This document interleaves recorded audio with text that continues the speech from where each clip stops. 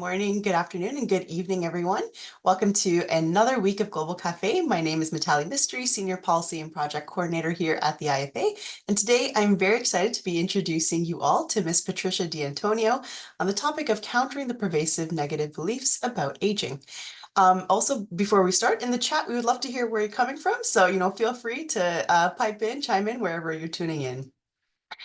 Miss Patricia D'Antonio is the Vice President of Policy and Professional Affairs for the Gerontological Society of America, or GSA, and a board-certified geriatric pharmacist. Trish directs GSA's policy initiatives and is responsible for developing relationships with organizations in the aging arena. Trish represents GSA on several policy coalitions and serves as co-chair for the Adult Vaccine Access Coalition, president of the board of the Protecting Access to Pain Relief, and chair of Friends of NIA. Additionally, she serves as the executive director for the National Center to Reframe Aging, the central hub to advance the long-term social change endeavor designed to improve the public's understanding of what aging means and the many ways that older people contribute to our society. Before joining GSA, Trish served as the executive director for the District of Columbia Board of Pharmacy and program manager for the Pharmaceutical Control Division, where she was responsible for the regulatory and policy development for the practice of pharmacy and served as liaison to the FDA, DEA, and other federal, state, and city organizations that promote safe handling of medications. She received her Bachelor of Science in Pharmacy from Duquesne University and her Master of Science in Health Finance and Master in Business Administration with a concentration in healthcare from Temple University. She completed a residency in administration and finance at the Philadelphia Geriatric Center. Thank you so much for joining us today, Trish.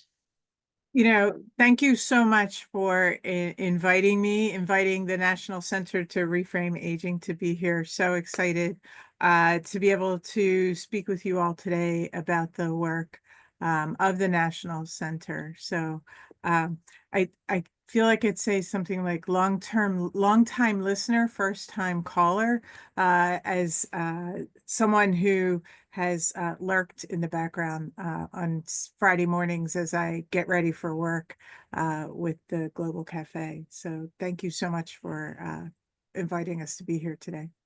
Absolutely. For you say first time, caller, but long time listener. I love that. I love that you're joining us as a first time caller. I also want to mention we have Miss Hannah Alvers also joining us on the call today. So she'll, tune in as well with that alongside Trish today. So yeah, they're perfect. She gave a little wave to everyone. Amazing. So I just wanted to start off our conversation today by saying, with an incredible career that you've had that looks at aging and policy so deeply with so much meaning. I was wondering if you could take us through what's inspired you and led you to do the work that you do today. Wow. So I started working in long-term care when I was in pharmacy school in the late 80s. It's required for pharmacy students to collect so many hours before you can sit for your license. And I worked in a in-house pharmacy in a nursing home. And I quickly started to understand, and at that time here in the United States, activities around regulatory activities were changing for long-term care and for nursing homes. And I quickly started to recognize the need and the importance for us all to be watching our aging nation, and knew that there was something there that I would be able to contribute because of the role of pharmacists specifically in nursing homes in the United States. It's the one place where pharmacists it's actually required that a pharmacist reviews medications for residents of nursing homes every month. What I started to dig into and understand is the importance of how we look at aging. And that sort of led me in my graduate studies to, the concentration was in healthcare, but I specifically looked at long-term care when we were required to come up with our studies in graduate school. And I started to realize the how we could all influence how we age, started to realize that this was the majority of my work was always working with older people. Often talk to some of my friends who continue in pharmacy work, and I remind them when they say, "Oh, I don't work in geriatrics," and I say, "Well, think about the number of people that came into your pharmacy today.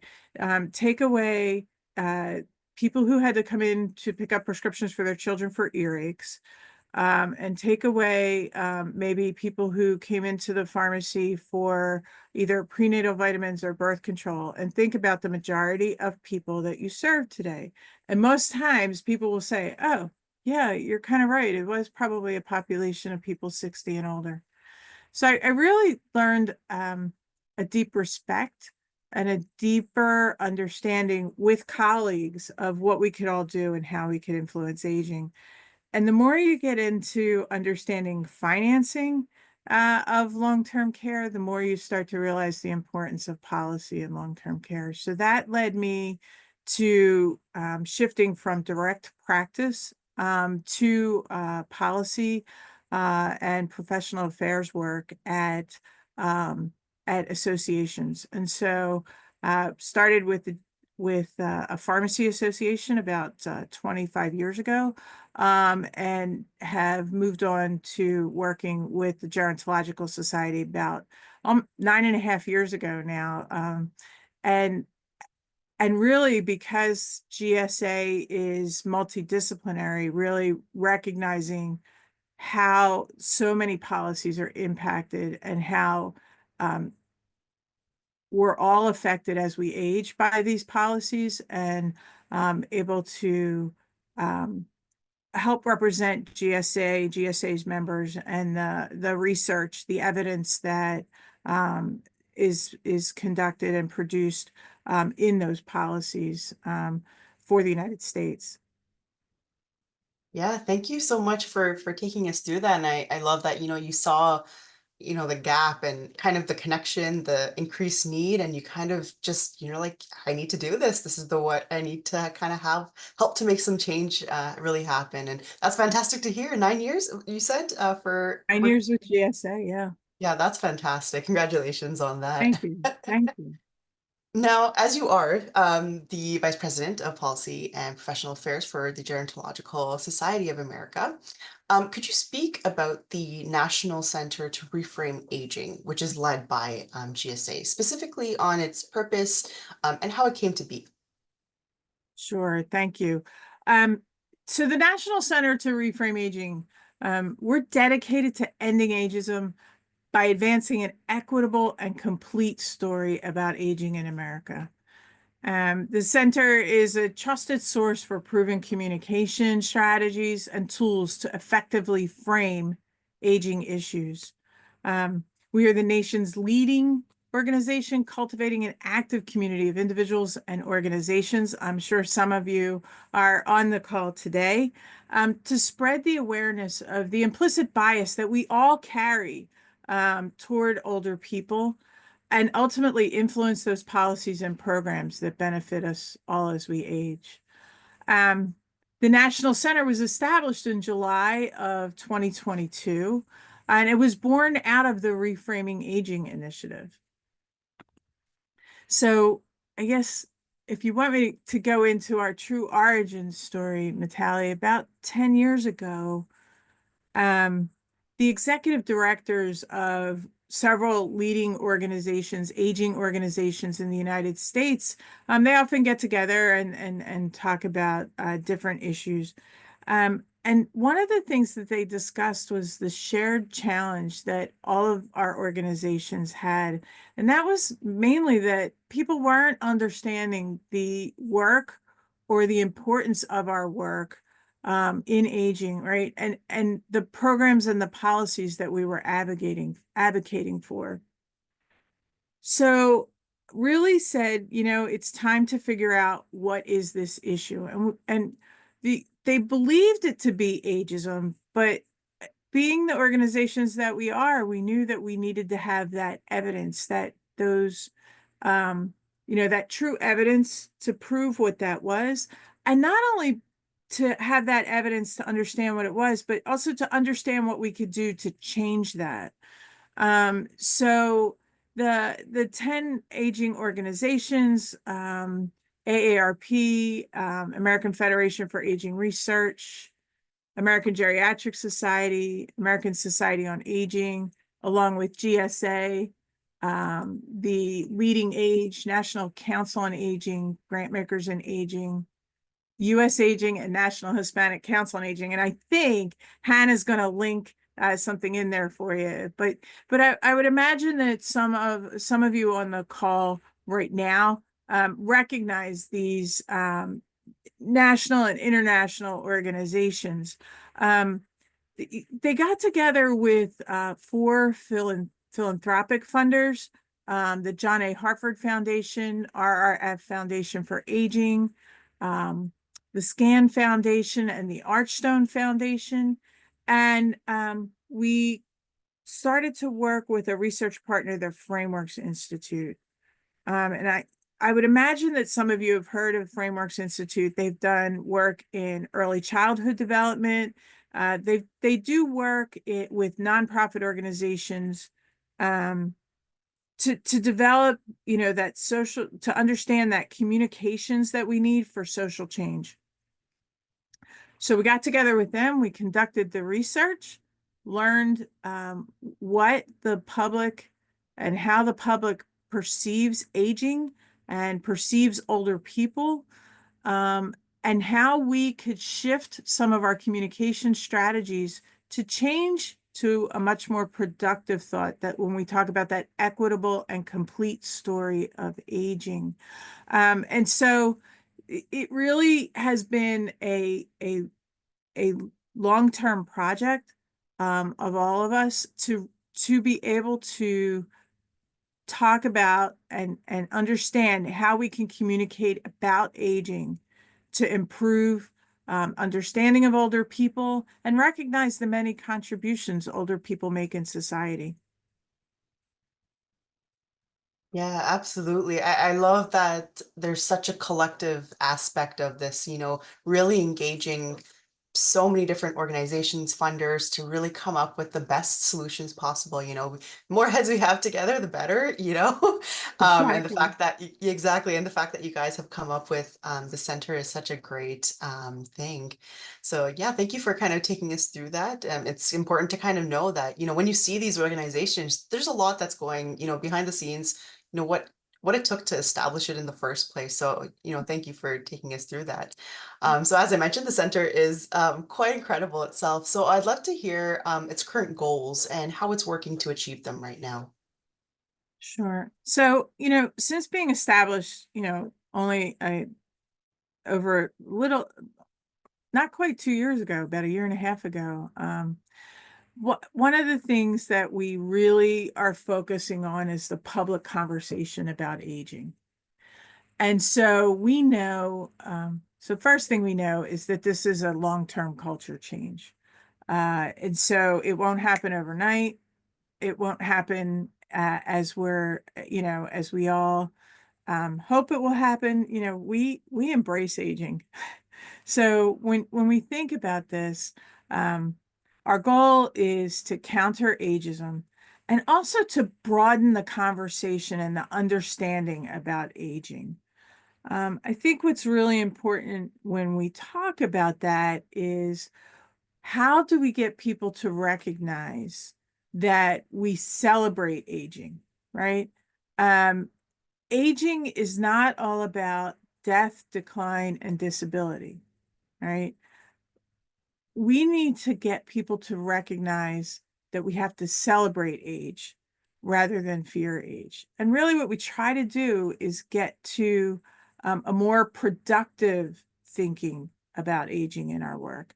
So to do that, we have, we work with organizations to develop that strategic thinking about how you could start to reframe aging, how you could start to be part of that, how your communication strategies can be adapted and adopted to to advance the research that we have. We've developed toolkits. We have webinars, some best practice guides in communications to really help leaders understand these principles to reframe aging and to help us all adopt these pieces in our work. It's like I said, it's a long-term culture change. It takes time for us to all adapt and adopt this work. Here in the United States, we've been working with organizations, we've been working with states with multi-sector plans on aging, which is really an outgrowth of states understanding that aging is certainly, there are the agencies that are dedicated to work in aging or work in public health that advance practices and programs in aging, but also recognizing that aging really is in all of our work. So departments of transportation and housing and all the things that we probably say on this call, well, of course, but maybe our colleagues in those agencies haven't recognized it. So these multi-sector plans on aging are really starting to say, how are we considering a life course approach in all the work that we do in our states? So we have been working with the states on how to frame those messages, how to frame those reports so that, you know, those become the reports that others build and base work on, really trying to work with providing that technical assistance so people really understand the work we do and how we can influence through our communications, how people think about aging, how we recognize we become so much more different as we age. We often talk about the heterogeneity, right, as we age.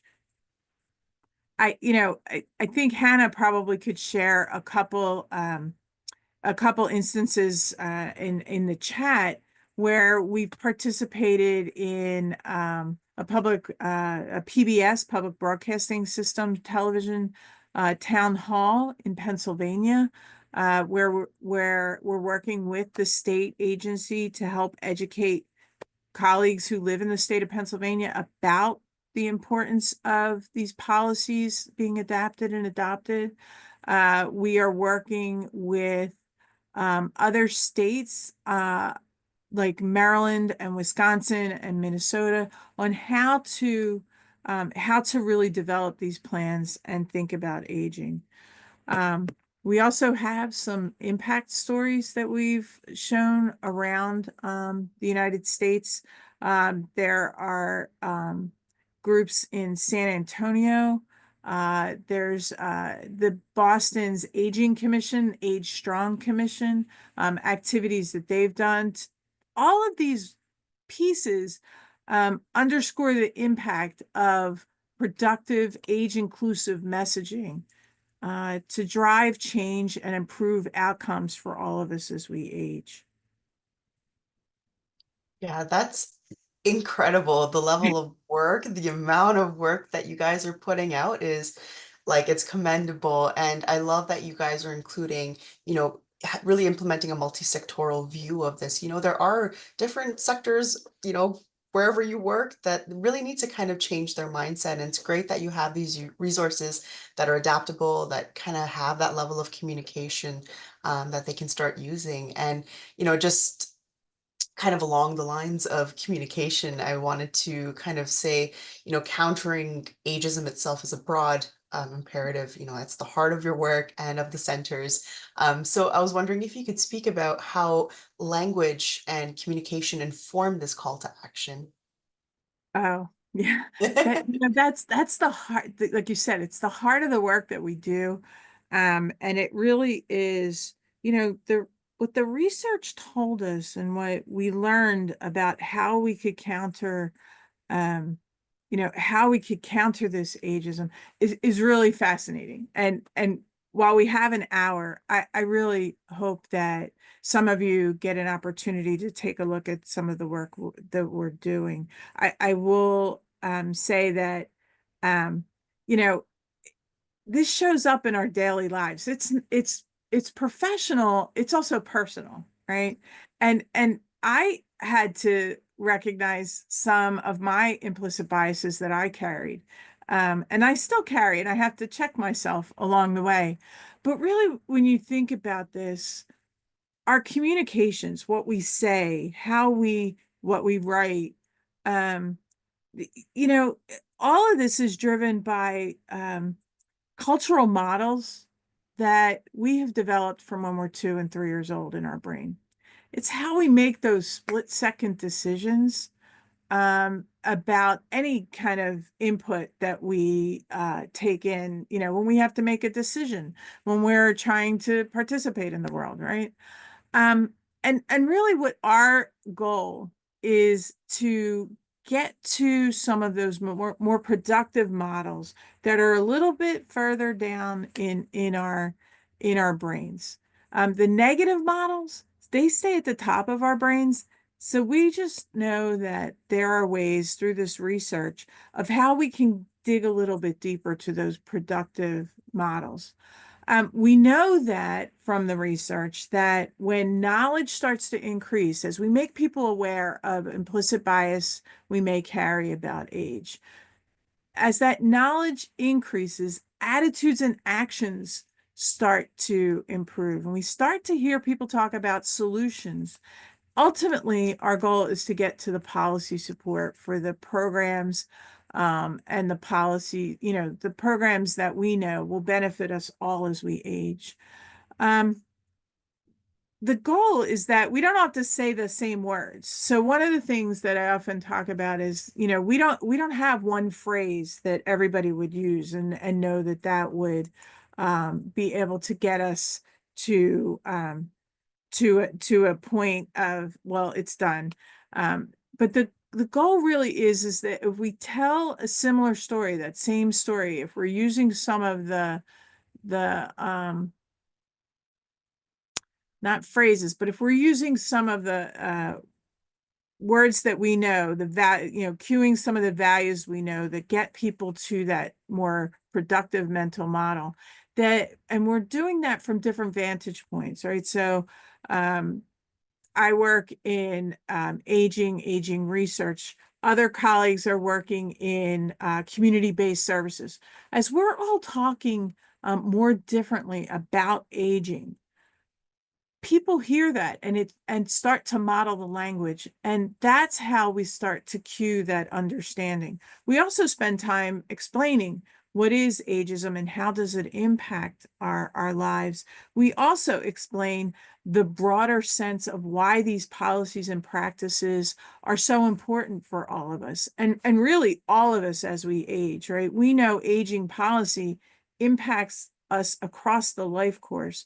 And so that's something that we're able to incorporate into the conversations that we have as we change our language that we use.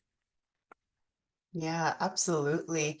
Thank you for taking us through that, that term, just implicit bias. It's just off the bat, it's something we just all kind of have to keep in check with, while we think about anything really. And love that, like, ultimately at the end of the day, you guys are trying to work towards having that support for policy changes, it really does affect all of us. So, the more that we can kind of put into that and the more that you guys are able to kind of expand with that, I think that'll be, really incredible. So thank you for sharing that. Um, and so again, if we look at the name of the center itself, National Center to Reframe Aging, the term reframing really stands out to me. And so when we speak about reframing our perception of aging, which you kind of already mentioned a little bit about already, what are some of the most important points to keep in mind? Sure, sure. So I think the first thing to understand is that we all frame. We all frame our messages. Um, we frame in personal settings, we frame in professional settings. This week we were going through our budget proposals for GSA. And so I'm framing my messages as I'm working with colleagues about why support our budget, right? Why support the budget we're proposing when we're talking to the board, right? We're going to frame those messages in a way when I'm talking personally, right, to my husband about where we're going to go on vacation. I'm going to frame it in a way so that he says, yeah, that's great. I want to do that. And really frames are the sets of choices that we make when you think about that in our communication strategies, right? What we want to emphasize, how we want to explain something, and most importantly, what doesn't get said, right? So it's really important to think about we do this, and sometimes we do it consciously, and sometimes we're not realizing that we're framing because we are communicators, right? It's how we get along in society. When you really think about how to make those choices strategically, and particularly when we think about, what our research showed us was, and what our research showed us was those of us in aging, particularly in the United States. So I will say our research is based on people who have been exposed to US culture for at least 2 years, a steady diet. So participating in whether, going to school, watching television, on, online on different social media, people who have had that steady diet, exposure to US culture for at least 2 years. So when we think about that, we know that how we talk about aging, what we learned was those of us in the aging network, our communication strategies were not driving that productive thinking about aging. So we were our own worst enemy in our communications. And so it's important that we reframe, that's why the term reframe, how we have communicated about aging over the years to drive that more productive thinking. And so what we all are starting to recognize is the importance of how developing those communication strategies, looking at those frames can really drive certain specific patterns of thinking. And those patterns of thinking, right, we want them to work toward what we're trying to get across, work productively. So we know we need to be intentional and deliberate in that conversation. So again, what I was saying, right, be aware of what to emphasize, how to explain it, and what to leave unsaid. So here's an example. We often would start with, we have to drive home the problem, right? So, you'll hear sentences like, starting to describe, by 2030, the US population majority will be over the age of 65, and start to hear terms like the silver tsunami, those fatalistic kind of terms. Well, when we use those, we drive people toward thinking, particularly policymakers, toward thinking there's nothing I can do. Let me go work on a problem we can solve. When we frame a message with a solution first, a concrete systemic solution, when we drive that message first and then give the statistics a little bit later to help support it, we know that we see a difference and a change in how people want to participate, how policymakers want to participate in seeing that change come through. So, that's what's really important about reframing aging, right? How we drive those conversations. And that's what we did in our research, and being able to show that there's evidence behind what we do and why we do it is really the driving force of how communications colleagues and how our colleagues in aging have recognized we can really make a change and we can make a difference here, albeit it's a long-term change. It takes, the research tells us it's a generation's work, about 20 years for us to really get this into culture. We know that we can make that difference. And I wholeheartedly believe that as well, you know.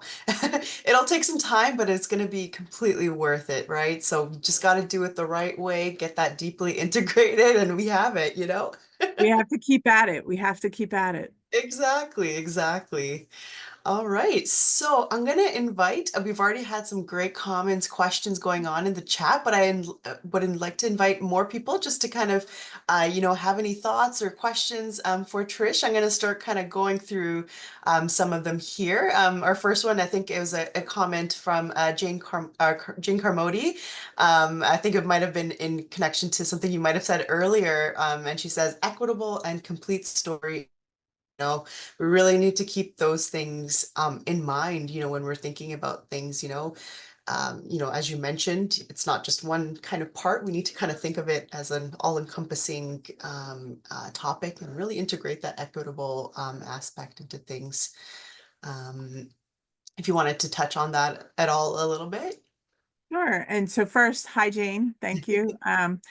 Jane's with one of our funders, the John A. Hartford Foundation. So I want to say thank you for your support, Jane, both personally and professionally in this journey.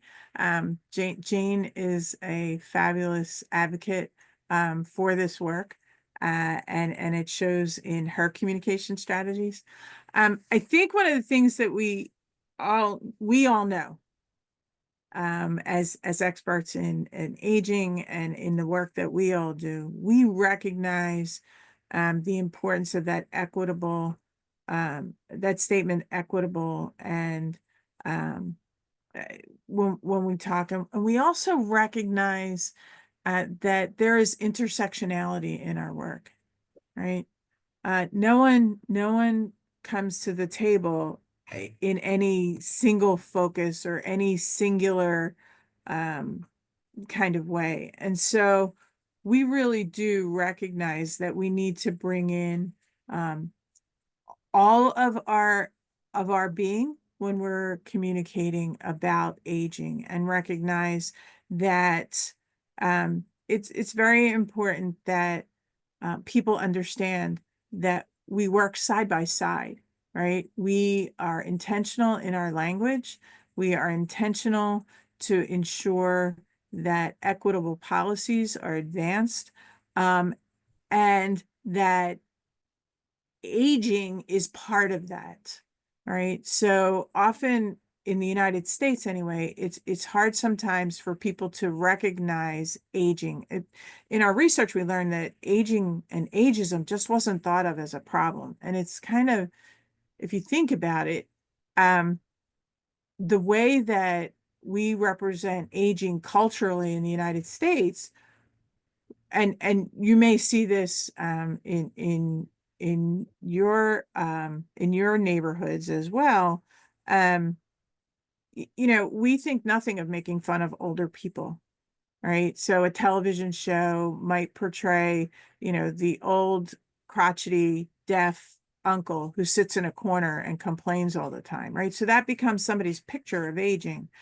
Um, we also think nothing here in the US of having birthday cards that make fun of aging, Mhm. right? And so things like that culturally, it's really important for us to take action and for us to call that out in a way that brings somebody along. Do you know what I mean? Right. So we're not trying to stick a finger in somebody's eye and say you're ageist, right? We're trying to say, hey, tell me a little bit more about why you think that's okay. And can we bring this along? And it's the same thing about being a good framing partner, when we think about our intersectionalities that we all bring to the table. Yeah, thank you. Thank you for sharing that. That was really Yeah. incredible to listen to. Um, I'm going to move on to the next question here from, I see Isaac. You're in the chat a lot here, so I'd love for you to come on here and if you wanted to pose your question regarding ageism evolving, if you're online with us still.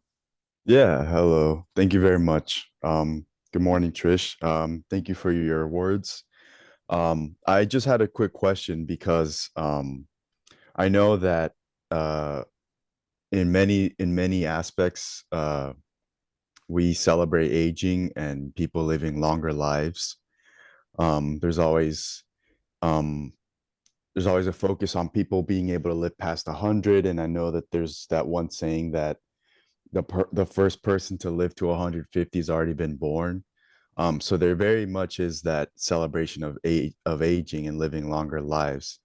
However, as we all know, there continue to be very ageist principles in the way we structure our systems, and on a personal level, how we carry those biases on a day-to-day basis.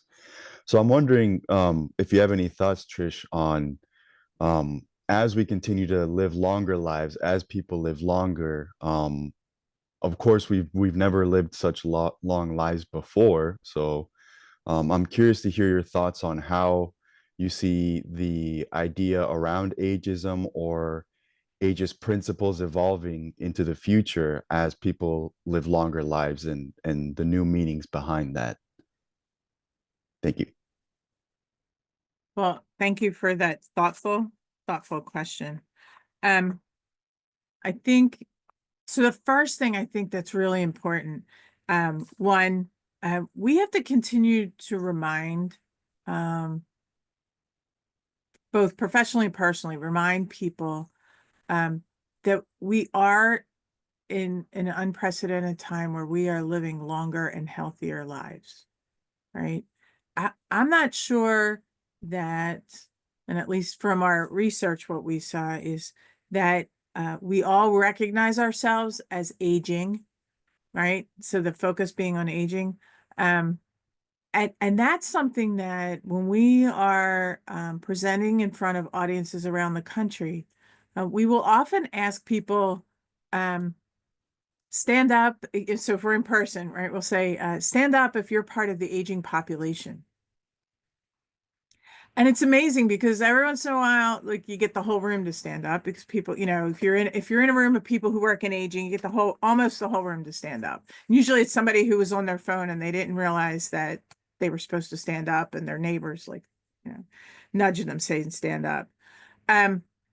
But when we're in groups that start to extend beyond an aging network, there are people who don't want to stand up, right? Because the aging population is somebody else, right? There's definitely this at least in US culture, there's definitely this there's a focus on youth.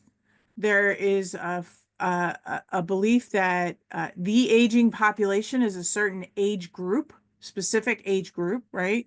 And you might hear 60 and older, 65 and older, but if you're talking to somebody who's 65, they might say that's 75 and older, right? Aging, older people are 10 years older than me.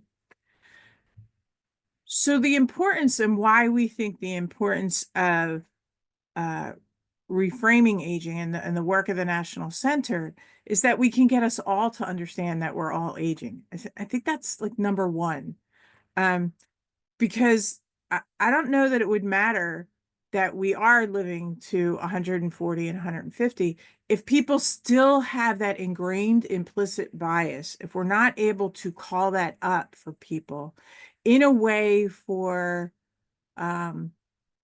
the public to really understand, hey, I'm aging, right? Because I quite frankly, if you're not aging, you're dead, right? So I mean, it's kind of like that one thing, and death is inevitable. Like, this is not gonna, this initiative does not change the fact that we have an end of life, right? What it does, though, is hopefully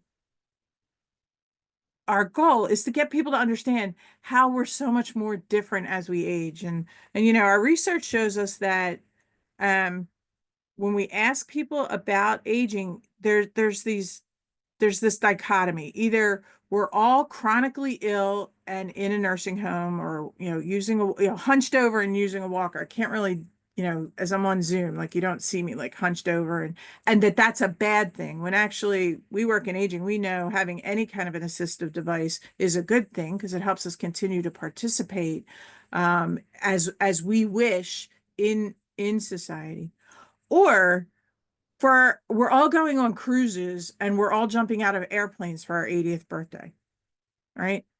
But we all know that there's a whole lot in the middle there between those two realities. And they can be true, right? People are very active as we age, right? And you could see somebody going on a cruise or going on like a long hike. And you recognize, and we work with people, and some of our jobs are dedicated to supporting people with multiple chronic conditions, and being sure that that we all have what we need in our lifetime, right, to get to what matters most for us. So when we think about that, I think we still have to continue that starting with this now. Um, is really important because it will be part of our conversation as we are aging and living longer and healthier lives. I think that's the key to get people to understand that um, that we are living longer and healthier lives, and pointing back to that, and some of the innovations um, that have brought us to that point are really important as well, right? Whether that's workplace policies, if that's some science, vaccinations is a good example, things like that. So, but I do think I don't think this is a like one and done story. I think this has to continue in our language and in our communications. Yeah, thank you so much for that. Thank you for your question, Isaac, and thank you, Trish, for that answer. I think it's really interesting. So essentially, we're going to keep that conversation going of, understanding that first and foremost, we are all aging, and kind of having that continuously integrated into the way that we, continue to see, these like dichotomies of aging itself. And hopefully, in the near future, at least, we'll kind of be able to kind of knock down a lot of those negative images that we do see. And so we hope that the evolution of ageism kind of changes in terms of a more positive outlook on aging itself. So yeah, that's incredible. We have a question here from Shmuel. And so he asks you, Trish, according to you, what could be the role of our education system in terms of changing and reshaping our opinions on ageism? Did Okay, did somebody give you that question to ask me? That's a perfect question Oh, to amazing. raise. I'm like, oh my gosh, because there was so much in, when we talked in prep for this call, it's like there's so much we can go into in this Yeah. hour. Like, thank you so much for raising that question, because I think so there's so much in our education system that we can think of, and some activities that we are working toward. So one, and when I think about our education system, I'm thinking from, kindergarten, preschool, all the way through to higher education. I would say that the first thing that we worked on that really influences higher education, and we have to continue to work on this, but um, we were able to get changes in the manuals of style for the American Medical Association and the American Psychological Association, as well as the Associated Press, for how we address inclusion, how we consider inclusion of older people, and how we talk about older people, and write about older people. And so that's really important when you think about how research is published, when you think about how books are written that have adopted these manuals of style, right? So that really does start to influence. And what I hadn't realized is when I spoke with a colleague at the American Psychological Association, the APA manual of style, she shared with me that it's not only the journals and the books for higher education, but that the manuals of style are being taught now all the way down to like sixth grade in the United States. So, when we think about that, we could start to really influence, how people think about aging in that way. Um, Other activities that we know have started are in high schools here in the United States. And so parts of curricula have been developed to talk about aging in a much more productive way, right? To teach about aging, to make people aware. We know that intergenerational learning, intergenerational activities, you all know this, really do improve understanding of aging, right? And it does, when we talk about ageism, of course, we're talking about older people for the work that we do, but we know ageism happens across the life course too. How many times have we heard somebody make a comment about a high school teenager who could never possibly run this program, and yet their leadership skills and they really do have that skill set to be able to advance a program in a community, right? So there's different work. I know in New York City there has been work in developing curricula. I know in several other areas around the country developing curricula, not only to get people to understand ageism, but also understand the value of why it's important to think about aging in a much more productive way, right? So, one of the possibilities there is to start to interest people in an aging career, and think about how you could advance. And then the last example I would give you is some work that we're doing with colleagues in the US around there's a curricula. Well, there's a concept that's been adapted in US schools on the 100th day of school to dress like a centenarian, dress like a person who's 100 years old.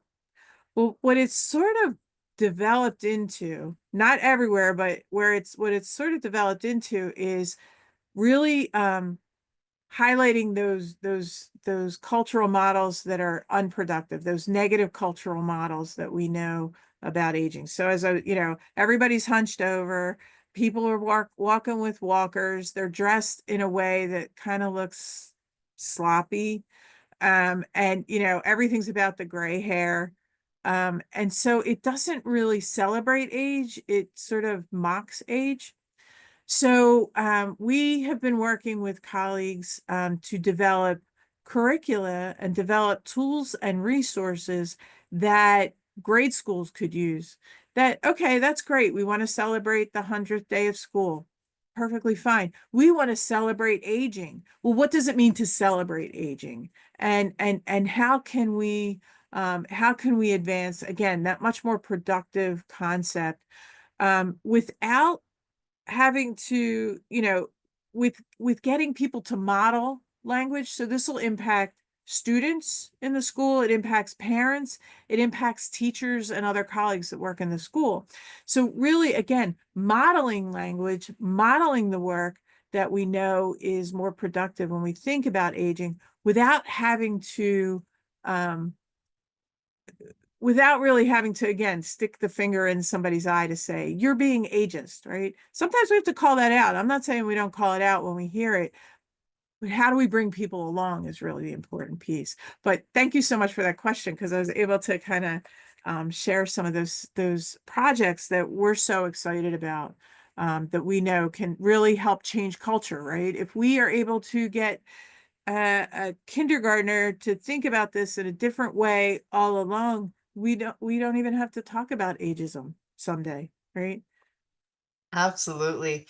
Thank you, Shmuel, for that question, and Trish again for that wonderful answer. And of course, getting that right away into our mindset, having that mindset already, it's a preventative measure. You talk about public health, Right.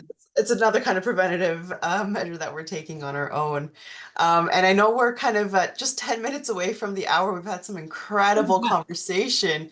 I was hoping actually, if you could just touch on just briefly on one of the last questions. I was actually hoping if William, if you wanted to kind of pose your question regarding the upcoming change for the US election administration, sorry. Great. Thank you, Trish. Your presentation was excellent. Um, I'm a gerontologist also, and in social work. And anyway, I am concerned about the upcoming change in administration. Our goals and our expectations and our focus continues to be the same, but I dare say that our messaging has to change with the change in leadership in our country. How is the center attacking that reframing? Thank you. Well, William, thank you so much. I think a couple things are really important for us to consider, specifically in the U.S. Around the change in administration. So first, some of the work that we have been developing is how we want to communicate, how we want to advocate, right? What are some of the tools? And I'm guessing, I can't see the chat. I'm guessing Hannah's popping in some links to some of the work that we're doing around our advocacy messages. And I would suggest um we would have to, regardless of administration, there are some ways that we need to advocate, not only from a federal perspective, but remember local elections, and remember that state elections, regional policy activities are important as well. And so how we approach and how we talk about aging is going to be even more important, right? Again, to get people to recognize we are all aging, and aging is important to be on our agendas federally, regionally, statewide, and locally, right? And so how we continue to be consistent in modeling that language, how we continue to, again, remind people, right? Remind policymakers that there have been, think about the fact that we're even able to talk about aging, right? And talk about aging in a way where, as we heard earlier, from Isaac, people are born today, are expected to live well past 100, right?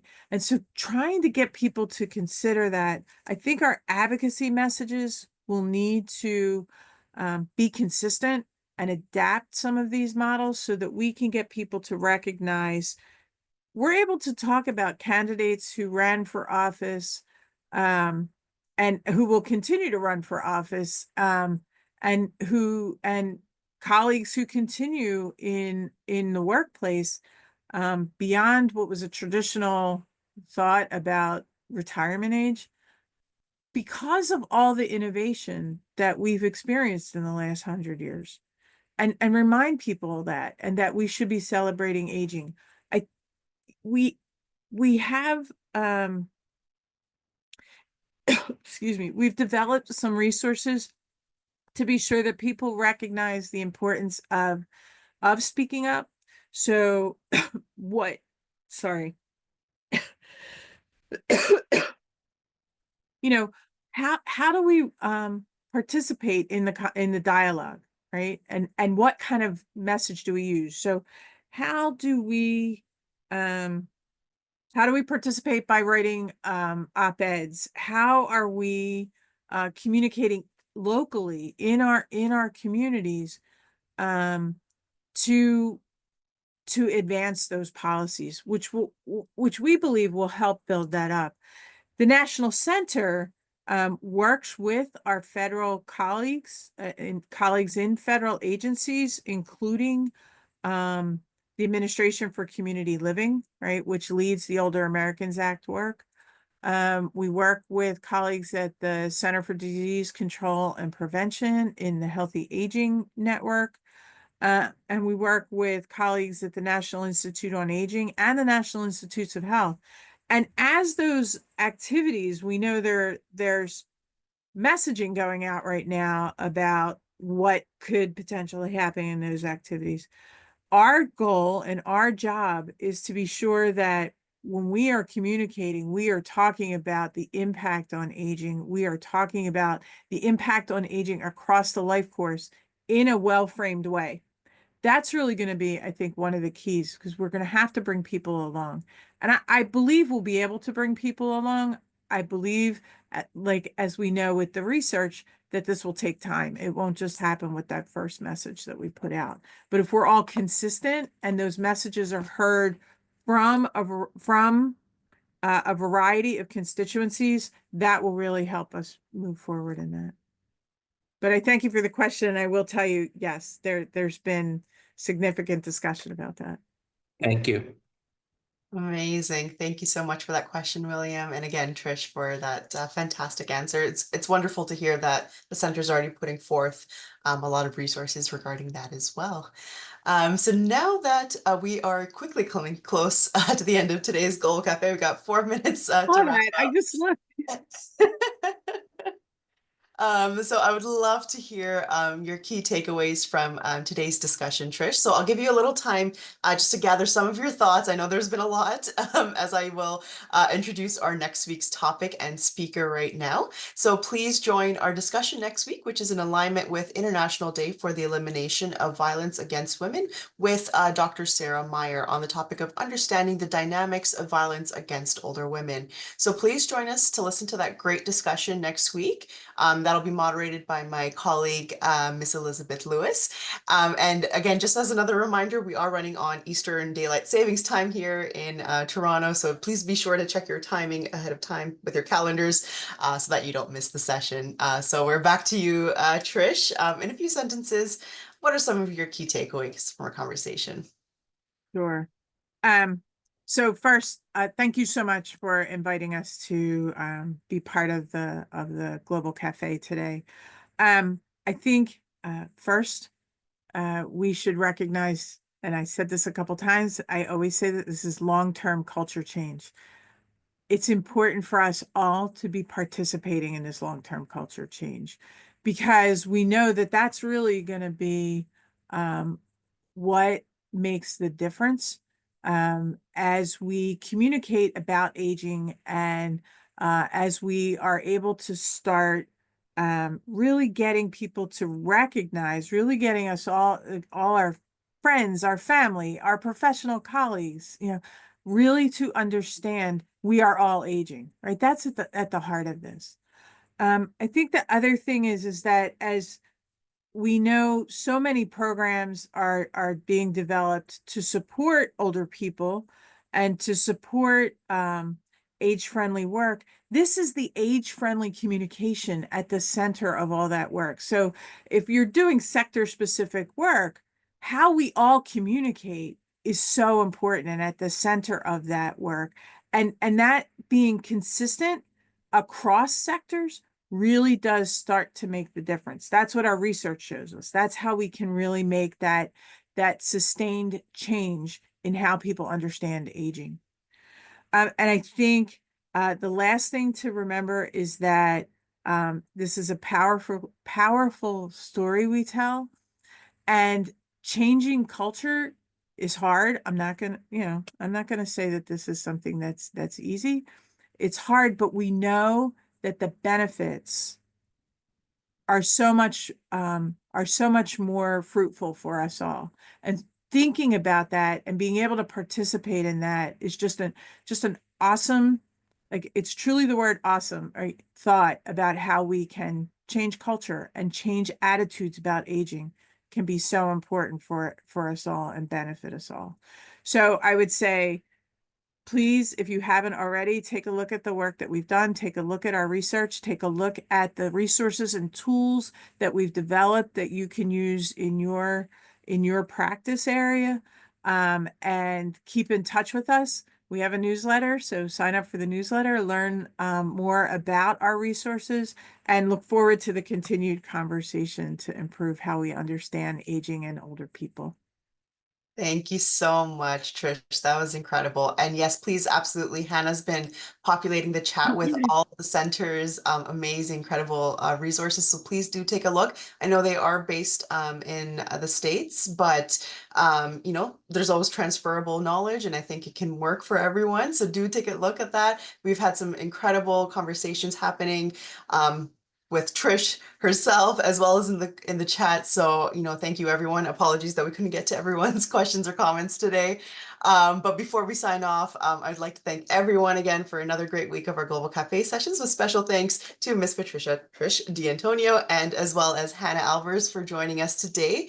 And great thanks to the incredible people working here at the IFA who have supported this and every Global Cafe, in particular, Miss Luana Colnago.